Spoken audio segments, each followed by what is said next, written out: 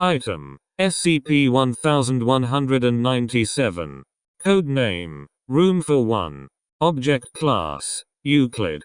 Special Containment Procedures: SCP-1197 is to be fitted with a Foundation-issue keycode lock designed to match neighboring units.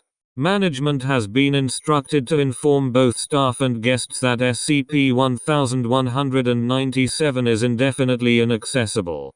2 armed personnel are to be incorporated into the civilian staff in the security office. Any subjects emerging from SCP-1197 are to be detained and administered medical and psychological treatment before being interviewed. Following an active session, SCP-1197 is to be thoroughly searched and cleaned with the entrance door secured open. Any anomalous items and bodies are to be removed and studied. SCP-1197-1 is not to be manipulated at any time outside of testing. Description: SCP-1197 is Hotel Suite Inn, redacted, containing a bedroom area, bathroom, and typical furnishings including a television, mini fridge, and telephone. The windows on the far wall of the bedroom cannot be opened and the walls, floor, and ceiling cannot be damaged or breached by any known means. When viewed from through the windows from outside, SCP-1197 appears as a clean and unoccupied room at all times. SCP-1197 can be occupied for any amount of time and freely vacated, provided the occupant does not open SCP-1197-1. SCP-1197-1 is a doorway in the western wall of SCP-1197. Although it appears to connect to the adjacent suite, the corresponding door in room cannot be opened. SCP-1197-1 remains locked unless the entrance door to SCP-1197 is closed, at which point SCP-1197-1 can be opened.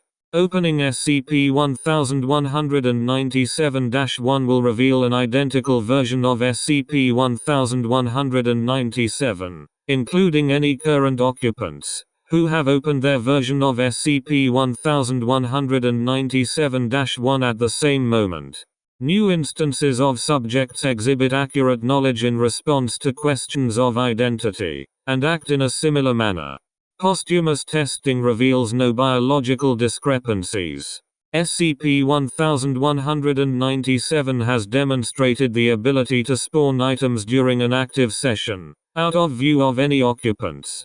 Utilities, with the exception of the telephone, continue to function, but occasionally experience outages. During an active session, the entrance door to SCP-1197 will no longer open and cannot be breached from either side. Should one instance of each occupant expire, SCP-1197-1 will close and the entrance door will open for whichever room is currently occupied. To date, all recorded deaths within SCP-1197 have resulted from homicide. Addendum. Note: the Foundation became aware of SCP-1197 4 days into Incident 1197-3. Interviews with hotel staff and local authorities provided information regarding previous incidents. For clarification purposes, surviving subjects are designated -1, -2, etc., while their duplicates are designated A, B respectively. Incident logs. Subject. Duration: approximately 16 hours. Subject 1 failed to check out of SCP-1197. Hotel staff could not open door. Authorities notified. Before police arrived, subject exited SCP-1197, appearing distressed and acting violently towards anyone approaching him. A battered body similar in appearance to the subject was discovered in SCP-1197. Subject arrested and interrogated before committing suicide in police custody. Interrogation logs provided rough details of an SCP-1197 active session, during which the Subject 1 accused Subject A of lying about his identity, denied the reality of the situation, and attempted escape. Eventually the Subject 1 subdued and tortured Subject A to gain additional information and/or freedom. Subject A expired from inflicted injuries, at which point SCP-1197-1 closed and the entrance door opened. Posthumous DNA testing revealed a match between the Subject 1 and Subject A. Subject. Duration. Unknown. A body matching Subject 1 was found in SCP-1197 by cleaning staff at approximately 12:15 p.m. the day after Subject 1 checked in. A police investigation determined the cause of death to be asphyxiation using a leather belt matching the one worn by Subject A. Time of death estimated at 9:30 a.m. Hotel security video and front desk logs show Subject 1 exiting room and checking out at 9:37 a.m. Subject 1's current location unknown. Subject and duration approximately 45 days. Before the Foundation could secure the site, Subject 1, male, and Subject 2, female, activated SCP-1197. On-site personnel responded to the reopening of SCP-1197 to discover Subject 1 assaulting Subject 2. Subject 1 detained. Subject 2 transported to nearest hospital under guard. Interview reveals subjects to be a married couple. Subject 1 opened SCP-1197-1 while unpacking, discovering Subject A and Subject B. After a few hours of panic and argument, Subject 2 and Subject B were able to calm their husbands and all four agreed to rest and await rescue.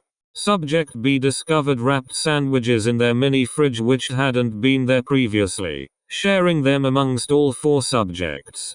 The fridge replenished every day at first, but gradually produced food less and less frequently. Over the following weeks, tension grew between the couples until they decided to keep SCP-1197-1 closed and check in daily. Eventually, Subject A claimed the fridge ceased producing food, resulting in a violent altercation, after which SCP-1197-1 was closed and barricaded from both sides. Several days later, Subject 1 awoke to find Subject 2 missing. Forcing SCP-1197-1 open, Subject 1 discovered Subject A in bed with Subject 2 and Subject B. All three claimed innocence to accusations of infidelity. Subject 1 assaulted Subject A, leading to the death of Subject A and Subject B. SCP-1197-1 closed and entrance door opened. Two bodies were recovered for study. Subject 2 expired from injuries before being interviewed. Subject D1916, a 28-year-old male convicted of a gang-related homicide. Duration approximately 9 days. D1916 instructed to enter SCP-1197. Wait until the entrance door was closed and open SCP-1197-1. D1916 equipped with audio and video recording devices. Remote feeds were lost when SCP-1197-1 was opened. Upon exiting SCP-1197, D1916-1 attempted to escape the hotel before being detained. D1916-1 described meeting D1916A and exchanging questions until both accepted their situation. D1916-1 and D1916A attempted escape, but were unable to breach doors and windows, or contact anyone via telephone. Over the next week, increasingly elaborate plans were enacted, but all met with failure as various utilities such as power, water, and air conditioning began failing for long periods. Arguing intensified until D1916-1 discovered an electric iron in the closet and bludgeoned D1916A to death. SCP-1197-1 closed and the entrance door opened. Body, iron and 2 recording devices recovered for study. Recovered recordings show a clean, quiet and unoccupied room matching that seen through the windows. The videos follow the movement of each subject, but even when pointed at each other or at mirrors do not show the subjects or recording devices. Subject: D985, a 24-year-old male convicted of 3 related homicides. Duration: 5 minutes. D985 armed with a loaded pistol and fully informed about the nature of SCP-1197. D985 instructed to enter SCP-1197. Wait until the entrance door was closed and open SCP-1197-1. Entrance door opened minutes later, revealing D985-1 leaning against armchair with a gunshot wound in the side, facing a closed SCP-1197-1. D985-1 ordered by armed personnel to drop pistol and lay face down. D985-1 complied. D985-1 described opening SCP-1197-1 and being shot before returning fire and presumably terminating D985-A.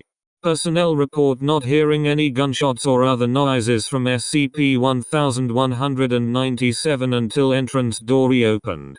D985-1 escorted from SCP-1197 and treated by medical personnel. Subject: D5482, a 40-year-old female convicted of a domestic homicide. Duration: 38 hours. D5482 instructed to enter SCP-1197. Wait until the entrance door was closed and fully explore the room. After 38 hours, entrance door opened, but D5482-1 did not exit. Security personnel entered SCP-1197 and discovered D5482-1 sitting on the bed cradling D5482-A, who had expired from a gunshot wound to the temple. A single pistol was found on the floor which had not been issued to the subject. D5482-1. Body and pistol removed from SCP-1197. D5482-1 was calm and refused to describe her experience, explaining only that she had dealt with her issues. Subject: Dr. Harrison.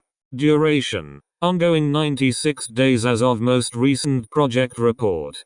Following extensive psychological examination, head researcher Dr. Harrison was cleared to activate SCP-1197 for direct study. Subject provided with a standard survival pack, 30 days of rations and 1 week's worth of emergency drinking water. Various additional supplies approved, including clothing, books, writing materials, and board games.